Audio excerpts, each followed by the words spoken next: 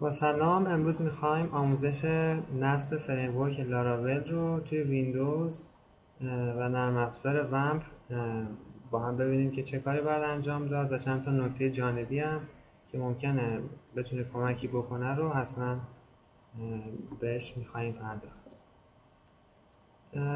قبل از اینکه حالا ما بخوایم این فریمورک رو دانلود بکنیم، چند تا نکته رو خوبه که بدونیم. فریمورک لاراول برای اینکه ما بخوایم ازش استفاده بکنیم باید از نرم افزار کامپوزر که کارش دانلود کردن نیازمندی های نرم افزاری PHP کمک بگیریم. ما نصب کامپوزر رو قبلا انجام دادیم. برای نصب کردن کامپوزر اگر نصب نداشته باشیم لازمه که قبل از شروع نصب لاراول این کار رو انجام بدیم که آموزش‌هاش رو توی اینترنت میتونید پیدا بکنیم. ما در این آموزش فقط روی نصب فریمورک لاراول این کار رو انجام خواهیم داد. برای اینکه بخوایم فریمورک رو نصب بکنیم از گوگل کمک میگیریم. لاراول دانلود. چند تا مورد اینجا پیدا شده. چیزی که ما باید دانلود بکنیم، این نتایجی که اینجا نشون داده شده، سایت اول که سایت خود لاراول هست، اینم مستنداتش هست. این قسمت رو اگر ببینید داکس نوشته. چیزی که ما باید دانلود بکنیم لاراول از توی سایت گیت هاب لاراول هست و یه خود فریمورک هم هست که ما اینو مستقیما دانلود نمی کنیم. دانلود فایل هایی که توی این مجموعه قرار گرفته توسط کامپوزر انجام میشه. پس ما وارد سایت گیت هاب لاراول میشیم. در این قسمت بالای سایت ما میتونیم نسخه های لاراول رو که نویسنده اون منتشر کرده ببینیم. میتونیم برای دانلود آخرین نسخه هم از این قسمت اقدام بکنیم.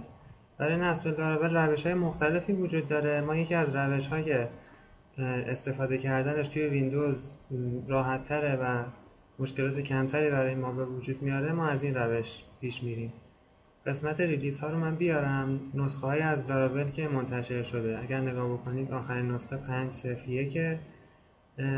با توجه به اینکه الان روی اکثر سرورهایی که از شما از بیرون بخواید تهیه بکنید، سرورهای اشتراکی، نسخه PHP که روش هست با این آخرین نسخه های لاراول همخوانی نداره، نمیتونید از اینا استفاده بکنید مگر اینکه سرور اختصاصی داشته باشین یا اینکه سروری تهیه بکنید که آخرین نسخه PHP روش نصب شده باشه. آخرین نسخه‌ای که ما میتونیم روی اکثر سرورها ازش استفاده بکنیم در حال حاضر نسخه 4.1 4127. این نسخه رو من انتخاب میکنم.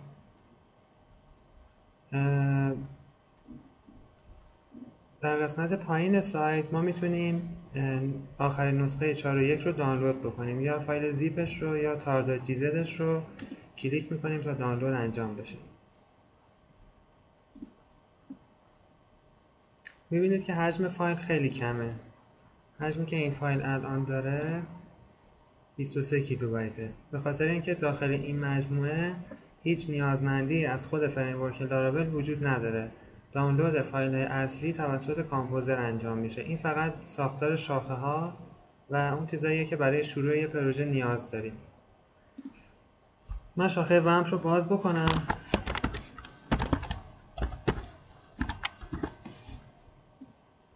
بسیار خوب. این فایل رو تو این شاخه ما اکسترکتش میکنیم.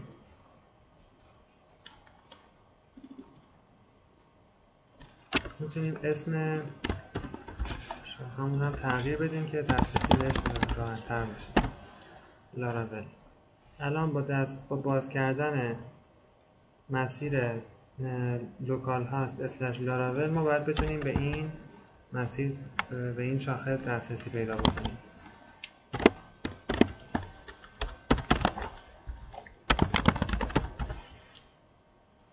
خب مسیر نصبمون به درستی داره کار میکنه. حالا بریم سراغ نصب کردن نیازمندی ها که خود فریمورک باشه. اگه خاطرتون باشه تو اون مرحله اول که گوگل رو باز کردیم، گزینه اول لاراول بود، گزینه دوم هم لاراول فریمورک بود. الان باید فایل هایی که توی فریمورک بود با استفاده از کامپوزر توی پروژهمون قرار بدیم.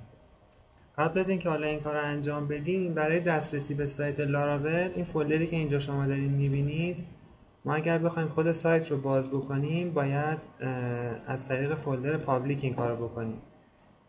علت اینکه این اتفاق میفته اینه که امنیت سایت ما افزایش پیدا بکنه. اگر ما مسیر فایلمون روی پابلیک باشه، ناچار هستیم که این فایل هایی که غیر از پابلیک هست وقتی که میخوایم آپلود بکنیم خارج از فولدر HTTP docs قرار بدیم. این یه روشیه که دسترسی هکرها رو به فایل های اصلی پروژه ما میبنده.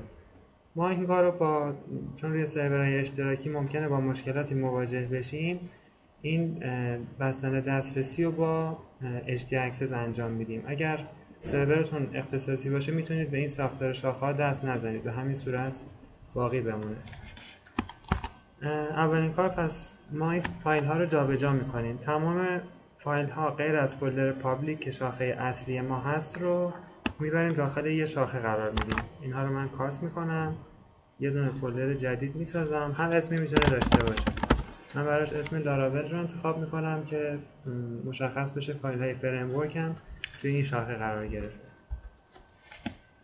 فایل هایی که بیرون بودن رو اینجا پیست میکنم. فایل های داخل شاخه پابلیک رو میارم اینجا قرار میدم، شاخه اصلی. پابلیک رو هم میتونیم حذفش کنیم. مرحله بعدی اینه که ما به خاطر اینکه مسیر این فایل ها رو عوض کردیم، فایل index.php لاراول رو هم تغییر بدیم. این رو من باز میکنم. این قسمتش باید عوض بشه. این جاهایی که نوشته شده $bootstrap به جای اینکه از شاخه پابلیک بخواد بیاد بیرون و به این فایل ها دسترسی پیدا بکنه، باید بره داخل شاخه لاراول / این مرحله فقط به خاطر اینه که ما ساختار شاخه ها رو عوض کردیم. اگر عوض نکنید این کارم نیازی نیست که انجام بشه. replace all رو میزنم، 2 تا مورد اصلاح شد. خب یک بار دیگه من اینجا اینو اجرا میکنم ببینم درسته. الان ببینید فریمورک لاراول اومده بالا، فایل آوتولود که کامپوزر باید فراخوانی بکنه وجود نداره. برمیگردیم. مرحله بعدی استفاده کردن از کامپوزره. این فولدر رو از اینجا کپی میکنیم،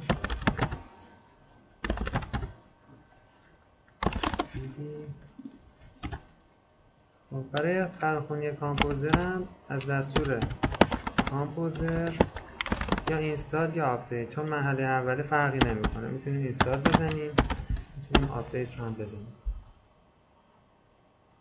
باید منتظر بمونیم تا کامپوزر کارش رو انجام بده. فایل هایی که مربوط به این پروژه هست از جمله فریمورک لاراول و خیلی از کتابخونه‌های دیگه که ازش استفاده شده مثل کتابخونه‌های سیمفونی و چندین کتابخونه دیگه توسط کامپوزر دانلود بشه و توی شاخه‌های خودش قرار بگیره.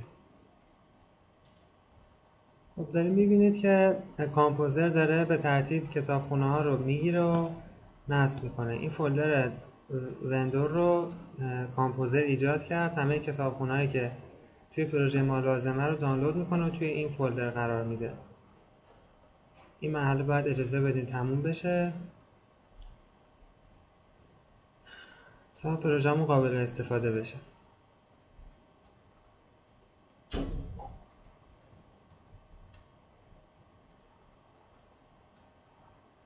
بسیار خوب. الان نصب فریمورک ما به پایان رسوندیم. حالا برمیگردیم توی مسیر قبلی لوکال هاست / لاراول. میبینید که فریمورک کاملا نصب شد و قابل استفاده است.